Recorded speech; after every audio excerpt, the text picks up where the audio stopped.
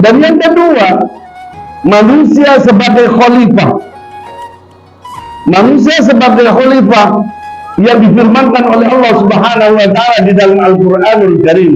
Wa qala rabbuka lil malaikati inni ja'ilun fil ardi khalifah. Wa qala rabbuka, dan ketika Allah Subhanahu wa taala berfirman kepada malaikat bahwa Allah akan menjadikan khalifah di muka bumi. Nah, bagaimana kita meletakkan diri sebagai khalifah? Butuh ilmu juga, bahkan butuh kekuatan, butuh kesungguhan, butuh ketegasan, ya, butuh leadership di dalam diri sebagai khalifah. Kita khalifah fil ardi. Apa sih khalifah itu?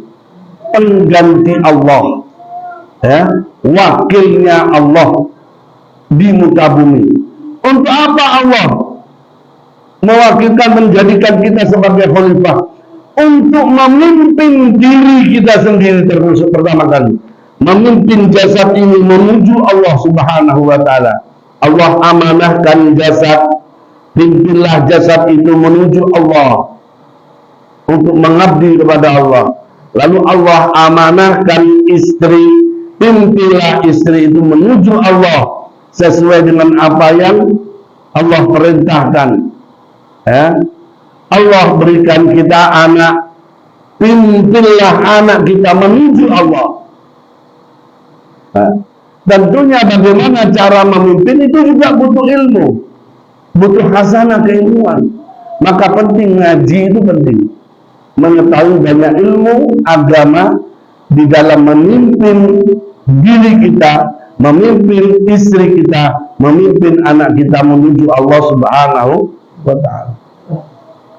Kalaulah kita memimpin salah jasad ini, jangan salah, jasad ini amanah Allah, berarti kita khianat. Allah percayakan jasad pada kita untuk dipimpin mengabdi kepada Allah. Kenapa engkau buat untuk mengingkari Allah? Kenapa engkau buat jasad itu untuk mendurhakai Allah? Kenapa engkau buat jasad itu untuk melakukan apa-apa yang dilarang oleh Allah? Berarti melakukan pengkhianatan kepada Allah Subhanahu wa ta'ala. Setiap kita melakukan dosa, maka kita adalah berkhianat kepada Allah. Itu harus kita sadar. Itu harus kita sadar. Ya, harus kita sadar. Nah, maka penting kita mengetahui hal tersebut agar supaya kita tidak salah melangkah di bumi ini. Bahwa pertanggungjawaban atas diri kita sebagai khalifah, pertanggungjawaban atas terciptanya diri sebagai hamba nanti akan diminta oleh Allah Subhanahu wa ta'ala di pengadilan Allah, yaitu di akhirat. Ya, di akhirat. Dan Allah lah raja di alam pembalasan. Maliki yaumiddin. Allah lah yang merajai hari pembalasan. Saat itu, ya, saat itu Allah akan membalas setiap perilaku kita, setiap perbuatan kita, baik ataupun buruk yang kita lakukan, akan dapat balasannya. Mudah-mudahan kita semua dapat membawa, ya, amanah yang Allah berikan pada kita dan membimbing, menuntunnya menuju Allah Subhanahu wa ta'ala. Amin Allahumma amin. Baik memimpin diri jasad ini, atau memimpin istri, atau memimpin anak, bahkan memimpin umat, ya. Karena juga kita ada kewajiban. Di samping itu kita dituntut, ada kewajiban setelah ku anfusakum wa ahlikum, Ya, ku anfusakum wa ahlikum. Setelah ku anfusakum wa ahlikum, jagalah dirimu dan keluargamu dari api neraka. Allah juga berfirman, kuntum khaira ummatin ukhrijat linnas ta'muruna bil ma'ruf wa tanhauna 'anil munkar. Kuntum, ada kamu sekalian itu, khaira ummatin, sebaik-baiknya umat. Jadi kita umat Nabi Muhammad sallallahu alaihi wasallam itu disanjung oleh Allah, dipuji oleh Allah sebagai paling baiknya umat. Khaira ummatin ukhrijat linnas, yang keluar menuju keramaian manusia, banyaknya manusia. Untuk apa? Ta'muruna bil ma'ruf wa tanhauna 'anil munkar. Memerintah kebaikan dan mencegah kemungkaran. Tentunya di dalam mencegah kebaikan dan memerintahkan kebaikan dan mencegah kemungkaran tidaklah didorong oleh hawa nafsu, tapi dengan cara apa? Dengan cara bil hikmah. Ud'u ila sabili rabbika bil hikmati wal mau'izatil hasanah. Ajaklah, ud'u ila sabili rabbika, ajaklah oleh kamu sekalian ila sabili rabbika, pada jalan Tuhanmu, bil hikmah, dengan cara bijak, dengan cara bijaksana, wal mau'izatil hasanah, dan nasihat-nasihat yang baik. Wajadilhum billati hiya ahsan. Kalau seandainya terjadi sebuah perdebatan, maka lakukanlah perdebatan yang paling baik dengan tata krama. Kalau debat, ya, untuk mengukur, ya, untuk mengadu argumen, ya, kebenaran, sapa sing bener, ya, tentunya harus dengan cara yang lebih baik. Bukan mentuding, bukan menyakitkan, tapi butuh referensi menurut siapa, dalil-dalil, nas yang jelas, dengan cara yang baik tanpa menjatuhkan. Begitu, Pak.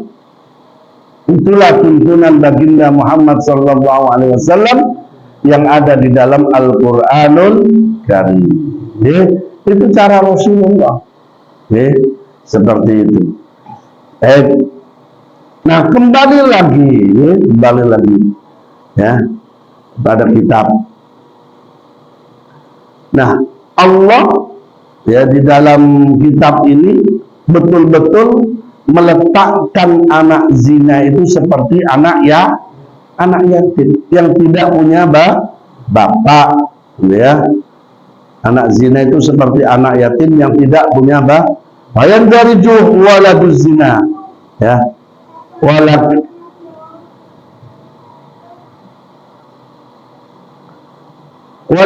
itu, dan termasuk anak temuan, ya, sampai nemokno anak di pinggir jalan, ya, itu juga masuk pada kategori anak yatim, ya. Wal manfiyu bil li'an, ya, atau anak yang ditiadakan bapaknya bilian dengan sumpah li'an, ya. Sumpah li'an itu begini, Pak. Melihat istrinya hamil, si suami menuduh bahwa istrinya hamil dengan orang lain, bukan dengan dirinya, bahwa suami itu mengqadhaf, istilahnya dalam syariat Islam itu istilahnya qadhaf. Qadhaf itu menuduh istri melakukan hubungan zina dengan orang lain sehingga dia hamil, dan si suami tidak mengakui anak yang ada dalam kandungan istri, ya, maka secara hukum fikih si suami harus bersumpah 4 kali. dengan sumpah wallahi, ya, harus mengatakan itu wallahi, bahwa anak yang dalam kandungan istriku itu bukan anakmu. Ngadep ke tempat lain juga, katakan sampai 4 kali, wallahi, anak yang ada dalam kandungan istriku itu bukanlah anakmu. Harus bersumpah 4 kali. Setelah sumpah 4 kali, maka saat itu anak itu tidak bernasab kepada si suami. Ya. Itu lepas, putus nasabnya. Itu yang disebut anak li'an namanya. Lahir tidak punya bapak. Sudah. Lahirnya sudah disebut dengan tidak punya bapak. Itu juga masuk sebagai anak yatim. Ya. Ojo gampang-gampang mengkodok istri, Pak, menuduh istri yang enggak ya. Itu nanti ada kodok, itu harus melakukan sumpah li'an. Wah, ruwet nanti sampean. Dan suami itu mulai saat itu terpisah. Harus berpisah, nggak boleh kumpul lagi. Udah. Jadi cerai itu. Ya. Karena tidak mengakui anak tersebut. Ini yang disebut dengan wal manfiyu bil li'an, mentiadakan bapak, ya, terhadap seorang anak li'an dengan sebab sumpah li'an. Ya. Aw halafin, atau sebab sumpah, ya, sama seperti tadi, ya, sama seperti tadi. Nah, jadi anak-anak tersebut juga mendapatkan hak, ya, mendapatkan hak dari hartanya orang murtad. Namun yang penting yang harus kita lihat bahwa kepedulian Allah terhadap anak-anak tersebut, Pak. Kalaulah Allah peduli terhadap anak-anak tersebut, kenapa kita menghinakannya? Kebanyakan masyarakat itu melihat anak zina itu seperti anak yang terbuang, anak hina, kan begitu, Pak. Ini kesalahan, Pak. Jangan. Seharusnya lihatlah dia sebagai anak yatim. Para ulama meletakkan anak zina sebagai anak yatim, anak li'an sebagai anak yatim, anak temuan sebagai anak yatim. Gitu loh. Jangan justru dianggap, oh, apa itu anak jadah lah, anak haram lah, macam-macam. Hati-hati, Pak. Hati-hati, ya. Bagi Allah mudah membolak-balikkan alam semesta itu. Seandainya itu terjadi pada diri kita, na'udzubillah min dzalik, bagaimana? Bagi Allah, Pak, mudah. Makanya di dalam ilmu tasawuf sangat-sangat tidak diperbolehkan untuk menghina umat Islam. Bahkan dalam fikih pun menghina umat Islam, memaki umat Islam, ya, mencela umat Islam yang beriman tentunya, ya, maka itu perbuatan fasik. Perbuatan fasik itu apa? Perbuatan dosa besar. Nih, dosa besar, Pak. Dosa besar. Jangan dikira itu dosa kecil, dosa besar. Nih. Kenapa? Karena dia hamba Allah yang beriman. Gara-gara dia berbuat maksiat, ya, melakukan keburukan, wis dimaki-maki, dihina, ya. Jangan. Boleh jadi suatu saat dia itu Allah balik menjadi orang yang baik, malah justru kita dibalik oleh Allah jadi orang yang jelek. Bagaimana? Na'udzubillah min. Syekh Abdul Qadir Al-Jailani pernah bertemu dengan seorang bajingan tengik, ya, wis kurang opo bajingan si tengik mana, ya. Cara saya katakan bajingan tengik itu seluruh keburukan sudah dia lakukan semuanya. Seluruh keburukan sudah dia lakukan semuanya. Lalu si bajingan tengi itu bertanya kepada Syekh Abdul Qadir Al-Jailani, "Ya Syekh Abdul Qadir Al-Jailani, saya ada pertanyaan. Saya ingin bertanya pada sampean, bisakah Allah menjadikan diri saya ini yang sudah dikenal oleh banyak orang sebagai bajingan tengi?" Yang sudah dikenal oleh banyak orang bahwa saya adalah orang yang jahat, orang yang buruk, orang yang selalu melakukan keburukan. Bisakah Allah merubah saya menjadi orang seperti sampean? Pertanyaan itu disampaikan pada Syekh Abdul Qadir Al-Jailani. Apa jawaban Syekh Abdul Qadir Al-Jailani? Apa yang nggak mungkin bagi Allah? Mungkinlah, sangat mungkin, bisa. Lalu pertanyaan kedua, ya Syekh Abdul Qadir Al-Jailani, bisakah dosa saya yang begitu banyaknya karena perilaku saya ini, ya, Allah ampuni dan meletakkan aku di surganya? Ya bisa. Itu kan kehendak Allah, hak vetonya Allah. Pertanyaan yang terakhir yang membuat Syekh Abdul Qadir Al-Jailani itu tersungkur menangis. Ya Syekh Abdul Qadir Al-Jailani, bisakah Allah menjadikan Anda yang alim allamah dikenal sebagai walinya Allah menjadi orang seperti saya? Langsung tersungkur menangis. Beliau tidak langsung menjawab, langsung tersungkur menangis kepada Allah. Ya Allah, aku mohon perlindungan kepadamu, lindungilah aku ya Allah dari segala macam keburukan. Na'udzubillahi min dzalik, aku berlindung kepadamu ya Allah dari hal tersebut, dari berubahnya diri yang baik menjadi jelek. Lalu Syekh Abdul Qadir Al-Jailani menjawab, bisa. Apa yang nggak bisa bagi Allah? Orang baik jadi buruk, orang buruk jadi baik, bagi Allah bisa. Maka kalaulah kita bertemu dengan orang-orang yang semacam itu, Pak, ulama-ulama menyarankan apa? Mengingatkan kita, doakan dia, sayangi dia, kasihanilah dia. Karena apa? Karena dia ditakdirkan oleh Allah tidak sadar terhadap dirinya, sehingga dirinya berbuat jahat, berbuat jelek. Bisa tidak? Sudah? Hah? Oh,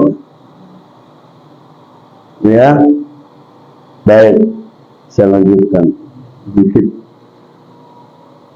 Jadi oleh karena itu pentinglah kalau kita bertemu dengan orang-orang semacam itu, jangan sampai menghinanya, jangan sampai memakinya, mencela, ya, menyudutkannya atau tidak menganggapnya, ya. Justru kasihanilah dia. Saya yakin dia berbuat semacam itu, mungkin ada dorongan-dorongan karena latar belakang yang sedih, mungkin karena lingkungan, atau mungkin karena kondisi yang seperti apa, sehingga dia terjerumus melakukan hal-hal semacam. Justru kita seharusnya mendoakannya, menyayanginya dan mengasihi, bukan memaki dan mencela serta menghinanya. Bukan itulah sifat umat Nabi Muhammad, bukan itu sifat Nabi Muhammad. Kalaulah kita cinta pada Allah dan Rasulnya, maka cintailah seluruh umat Nabi Muhammad SAW. Cintailah seluruh umat Nabi Muhammad SAW.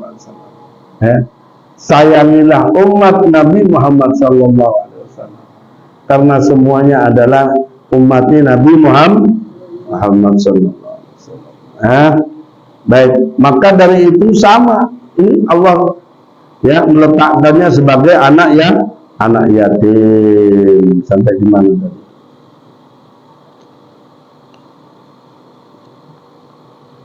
Wasamulil masakin wal fuqara wasamulil ibn sabil. Sebagian juga diberikan pada masakin, orang fakir miskin.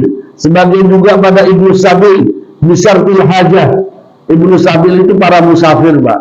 Yang dimaksud ibnu sabil itu para musafir, orang dalam perjalanan yang kehabisan bekal, tapi dia hanya bisa diberikan sesuai hajatnya. Sak butine kurang pira ongkosnya sampai nang ngene, ibaratnya mau ke Jakarta kurang berapa, kurang sekian, kasih sak ongkosan. Walaupun dia kaya di tempatnya, dia juga berhak. Wala yustadara wala yustaratu adamu qudratin. Tidak ada syarat, walaupun tidak ada kemampuan mereka, ya. Tidak ada syarat dia harus tidak mampu, tidak. Alal iktiraf, ya, atas hutang tersebut.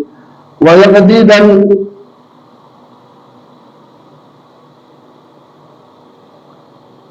udah dan apa di sahuri, untuk sahur itu bahasa Indonesia dibayar.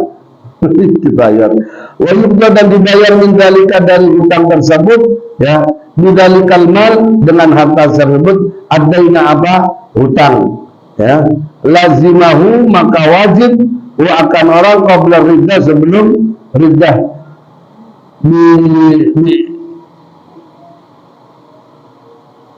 bitilafi, yaitu dengan bitilafi sebab merusak al-ghairi atau lainnya itilaf.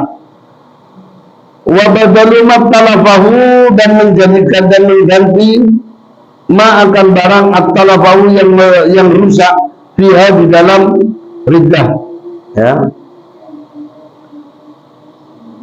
Nah, kalau ada yang merusaknya harus diganti.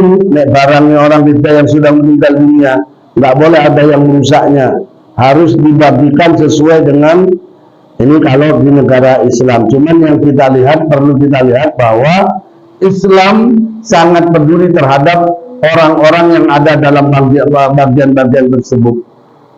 Wa amal qabla mautiha, adapun sebelum matinya, ya, qabla mauti sebelum matinya, famalun mauqufun, maka adalah harta tersebut mauquf. Kalau orang murtad tersebut hartanya orang murtad, sebelum orang murtad itu mati, harta tersebut haknya siapa? Mauqufun. Orang murtad pun tidak berhak terhadap hartanya, Pak. Walaupun dia hidup tidak berhak. Lalu dia harta itu hartanya siapa? Mauqufun. Kalau sendiri. Begitu. Hakikat secara syariat begitu. Kalau orang sudah murtad, maka terhadap hartanya juga tidak berhak. Wala yasurul mahjur wala yasurul mahjur, dan tidak jadi al-mahjur dijaga apa taslifu alaihi bimujarradin dengan sepinya dari kemurtatan. Bahkan labudda pasti min darbil hakim, dan dipukulnya hakim, ya, kecuali dia mendapat hukuman dari hakim itu alaihi atas riddah. Walaupun dan ada kahajil muflisi seperti hajirnya dijaganya orang yang bangkrut, ya ajli haqi ahlul fa', bagi sebab haknya ahlul fa', orang yang bangkrut tersebut, ya. Wallahu a'lam bishawab.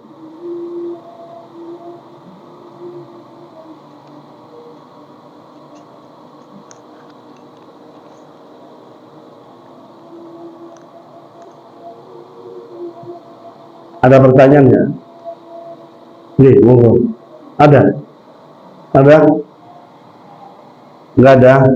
Kalau enggak ada, mari kita mohon pada Allah Subhanahu wa taala, mudah-mudahan ilmu yang Allah berikan pada kita menjadi ilmu yang manfaat dan barokah, yang dapat menghantarkan diri kita untuk memperoleh ridho dan cinta Allah, dan membawa diri kita mati dalam keadaan husnul khatimah.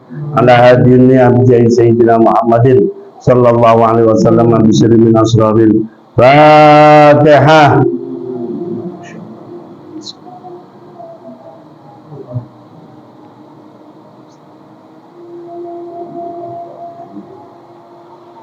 Bismillahirrahmanirrahim. Alhamdulillahirabbil alamin wassalatu wassalamu ala asyrafil anbiya'i wal mursalin sayyidina Muhammadin wa ala alihi wa sahbihi ajma'in.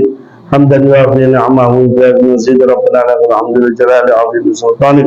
Allahumma salli ala sayyidina Muhammad salatan tunjina bi amril ahwal wal afat wa taqbilana biha jami'al hajat wa tutahhiruna bi amrin syarr wa tarfa'na bi anta ta'ala darajat wa tuballighuna bi risalah khairin jamil khairat min al-batal wa ta'ala wa sahbihi wa sallama tasliman katsira. Allahumma inna nas'aluka min asrafil adyanana wa musana wa awladana wa ahlana wa amwalana wa kulli shay'in a'taytana. Allahumma ja'alna wa iyyahum bika fi amanika wa iyyaka min kulli syaitan marid wa jabbarin anid wa li'ainin min syarri kulli syarrin wa la kulli syai'in qadir.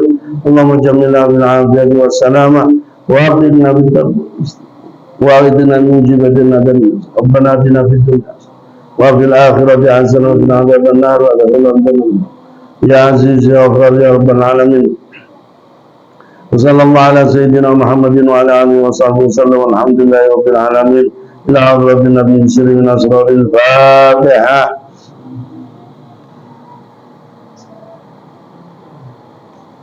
Ya.